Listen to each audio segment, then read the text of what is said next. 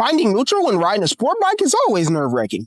But it doesn't have to be. Simply do it before you come into a complete stop. As many bikers have experienced, you can click up and down out of first and second gear repeatedly, and for some reason, the bike never goes into neutral. It's not a coincidence. Your shift forks aren't worn and there's practically nothing wrong with your bike. But since neutral is located in between first and second gear, that means only half a click up and even less room for error. But it's more complex than that. The dogs or teeth on motorcycle gears have to align perfectly with the slots in the transmission before they can mesh together or link into a gear. Now, when you're in a stationary position, the actual shaft that the gears ride along stops spinning and the gears misalign, practically creating a mechanical block, which prevents the kick up or down into neutral from being so effortless. And then the next thing you know, you're jumping back and forth from first and second gear repetitively. And sometimes the only way to get the bike to successfully go into neutral is by lightly releasing the clutch and slightly blipping the throttle while kicking it into neutral. But even then, that's a little too much, considering that there's easier ways to get the bike to go into neutral on demand every time. Simply go into neutral before you come to a complete stop. With your transmission continuously rotating, there's no locking, causing a misalignment of gears. And it'll slip right into neutral every time. Another way, if you're already sitting still, let the clutch out a tad bit to get into the friction zone, and the moment you gain momentum, click the bike into neutral.